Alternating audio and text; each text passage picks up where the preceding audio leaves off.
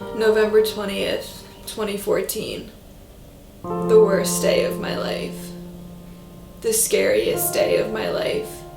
A day that has made me a completely different person. A day that changed everything. You know, growing up, I was an athlete. I never had any health issues. My parents raised me very, very well. I never ate crappy food. I was always active. I was always just on top of my health. I never really had any issues. So when this happened, no one knew how to react, honestly. Everything was just changing.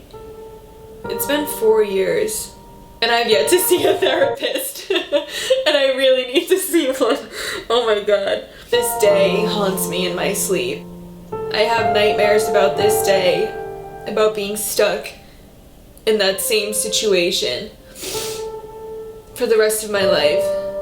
This was a time I was not mentally stable. A time that I thought that I didn't want to continue anymore. When I was 16, I was a junior in high school. I had just entered a brand new high school, and all I wanted to do was just make friends and fit in and be a normal teenager. Like I said, I was an athlete growing up, so the main sports that I did were horseback riding, basketball, and soccer.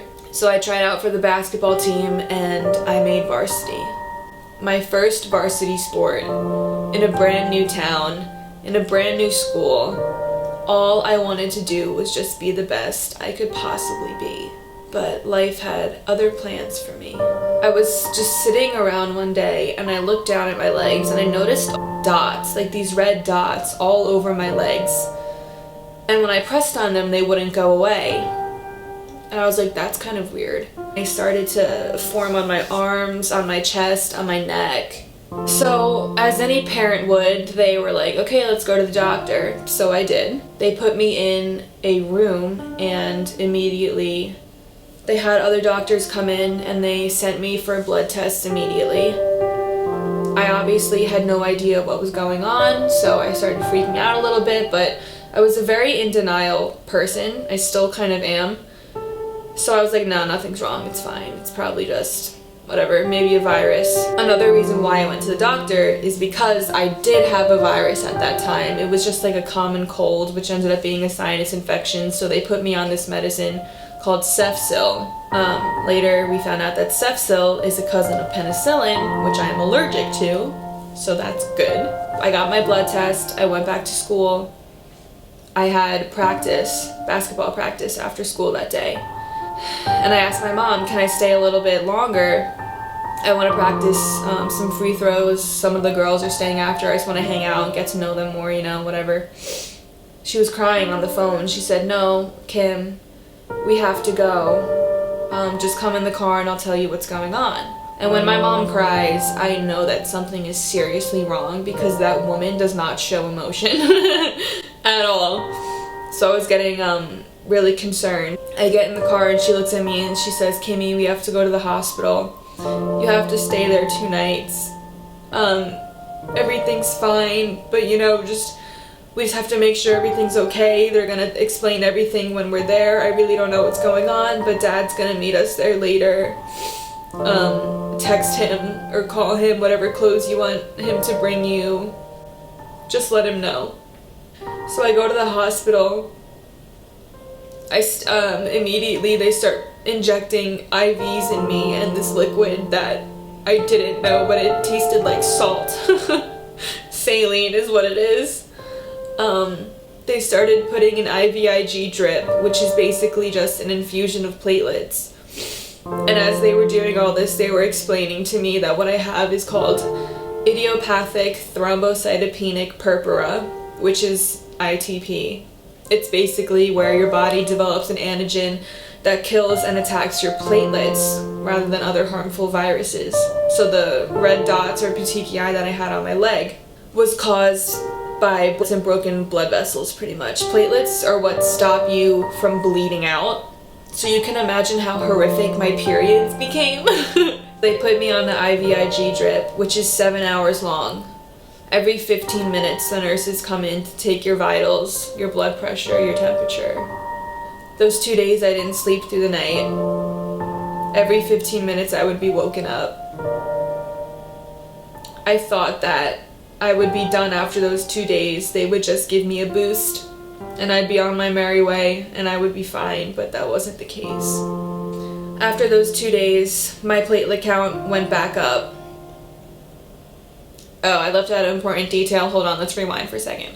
A normal platelet count is anywhere between 100,000 and 300,000. 300,000 is really, really high though. Like normally people are within the 150,000 range.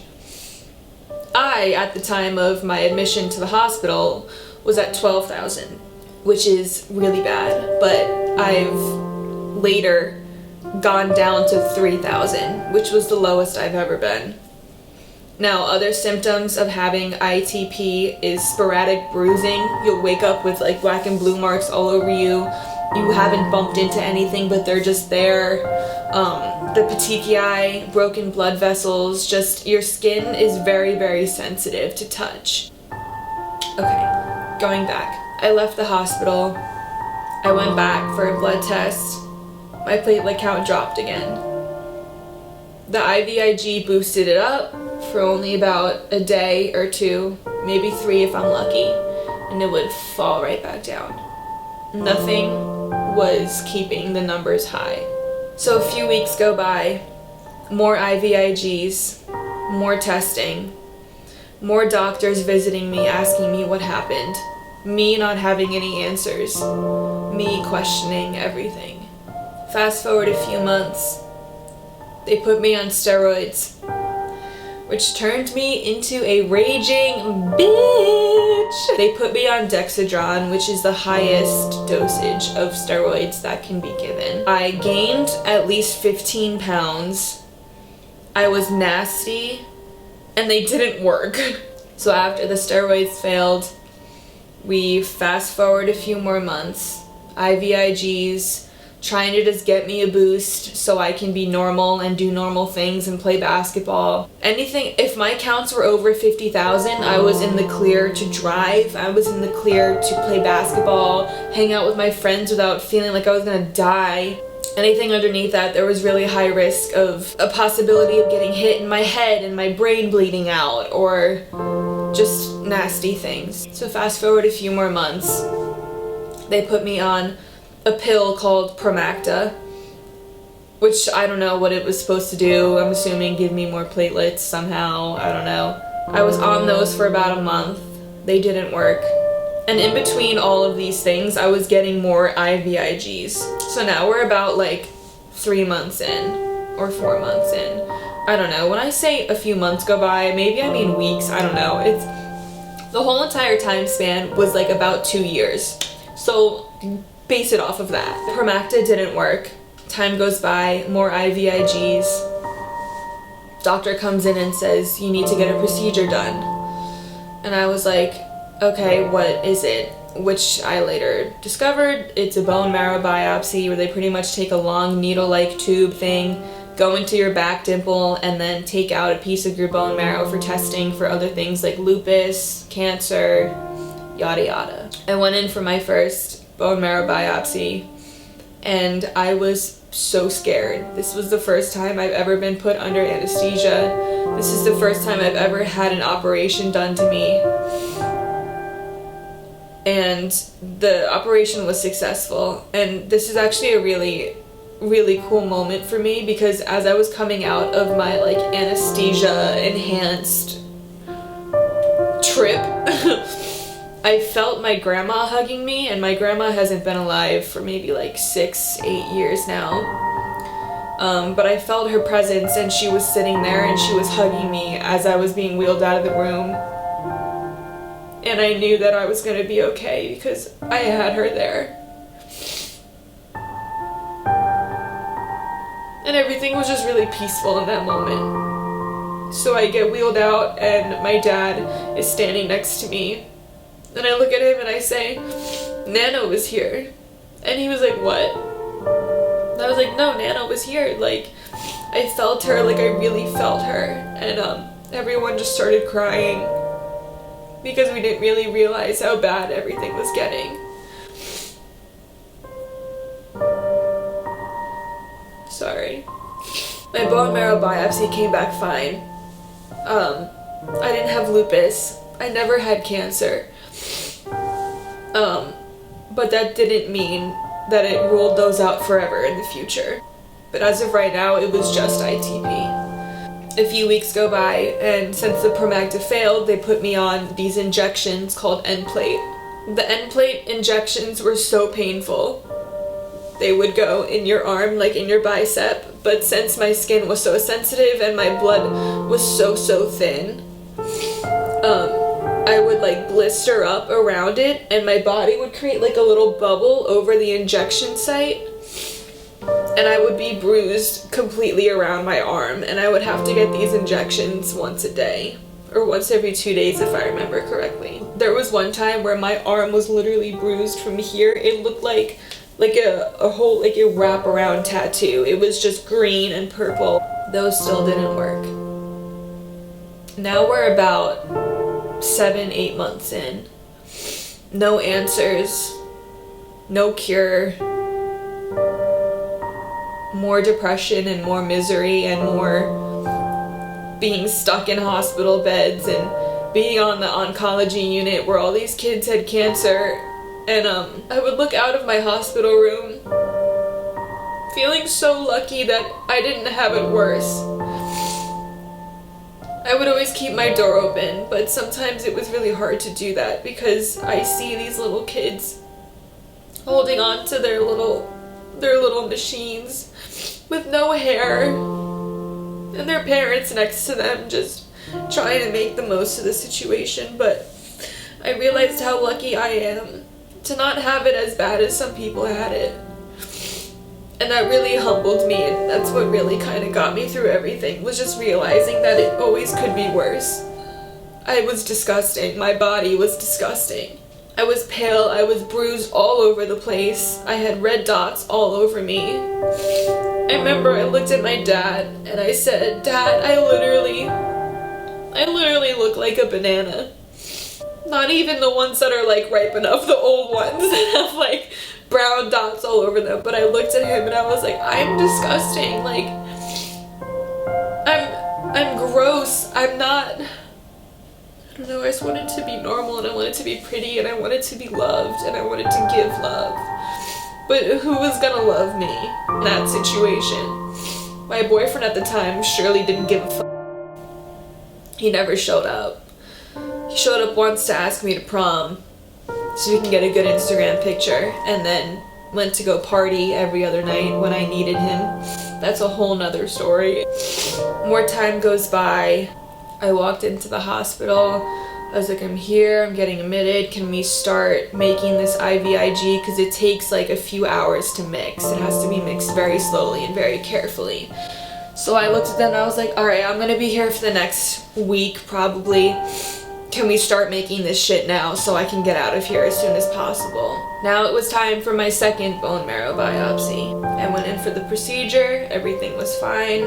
I remember specifically there was this one day when my doctor came into the room, and this wasn't my normal doctor. Like, my normal doctor was an angel. She was always so level-headed and so just uplifting and amazing. She was the sweetest. She still is. I still love her. I email her all the time. I'm like, hey girl, I love you.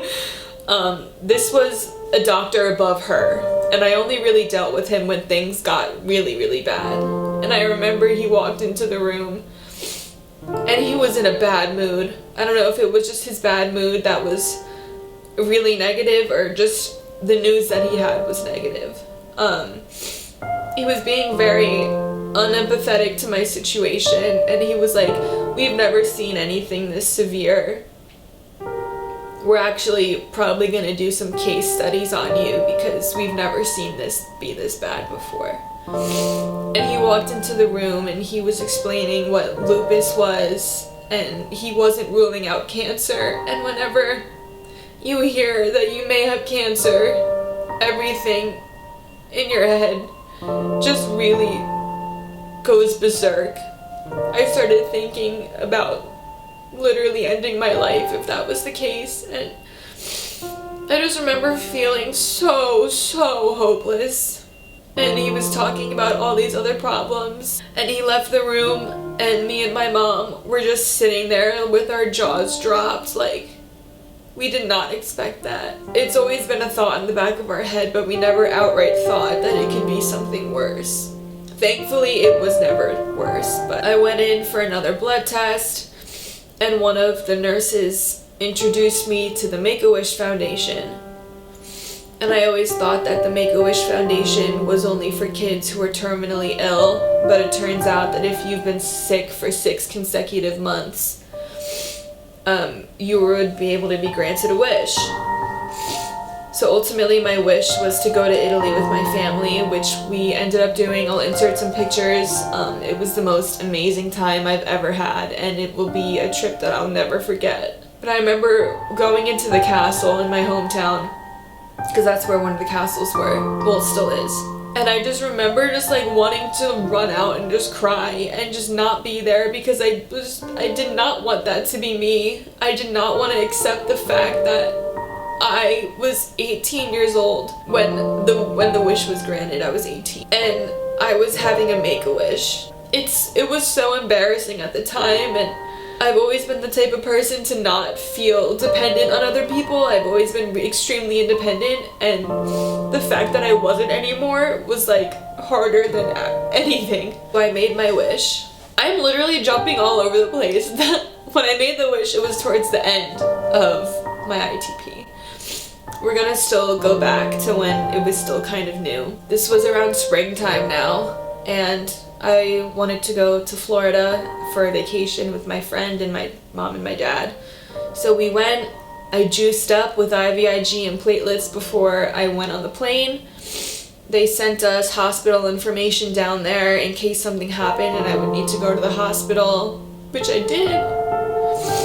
We arrived in Florida, and I just remember thinking, like, yes, this is the first time in a long time I could just sit back and relax and not worry about anything. Like, we really boosted my platelets up really high so it would last me at least a week until I got back. I wake up the next morning that I arrived, and I was completely covered in petechiae head to toe. And I just remember bawling, because the one opportunity that I had to relax, I couldn't anymore. It was back to being stressed, back to being depressed, back to feeling hopeless. So we drove 2 hours away to the nearest hospital, where I stayed for the whole entire day. To this day, I feel so sorry for my friend who had to stay there with me, because it's not fun. So I got my IVIG again. We went back home and just took it day by day. And I remember there was a couple down there at the resort who pulled me aside, and they were like, "Are you okay? Like, are your parents beating you at home? Like, is everything okay?" And I just remember saying, "Yeah, like, I'm fine, I promise." And just being way too, like, tired and emotionally drained to explain my situation. So I just said, "No, I'm okay, thank you." And I flew back home after my vacation was done. And I went straight back to the hospital. More IVIGs, more tested drugs, everything. Nothing worked. Nothing was working. I literally didn't think I was gonna win this battle at all. A few more months roll by, and my doctor came in and she was like, "We need to talk about chemo." And I felt sick to my stomach. No one wants to hear you may need chemo. That's for people with cancer. Like, I don't want that. But this type of chemo is not radioactive, so I wouldn't lose my hair. I wouldn't have any of the side effects that, like, cancer patients would have. We weighed out all of our options, and we thought that it was the only thing we could do that would be able to help fix this situation. So my dad signed the paper with my mom to give me chemotherapy at 17 years old. And so I did. I remember feeling things that I've never felt before. My skin was so sensitive to the touch, everything hurt. I couldn't sit in the car on the way home because the bouncing physically hurt my body. I was shaking. And you have to do 4 rounds of this for an hour each round. Again, every like 5-10 minutes they would check my vitals. But this time when I got the first round, I was an outpatient, so I was in like the unit that I would go to just for like blood tests and checkups. But you can't stay overnight there, you would have to go to the actual hospital.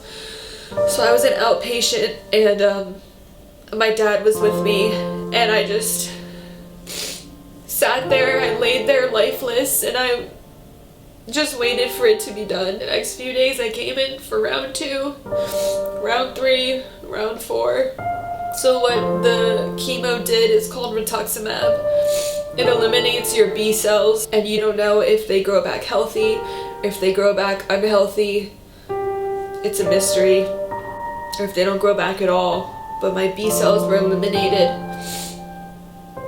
And I went in for checkups weeks after that, and my counts were staying really high, surprisingly. This was about a year and a half since it started. It was June 16th, specifically, was my last round of rituximab. And thank the Lord, I have been in remission ever since that day. The reason I wanted to record this today is because now it's 2018, almost 2019. It's been 4 years since I was diagnosed, and it's been a few years since I've been in remission.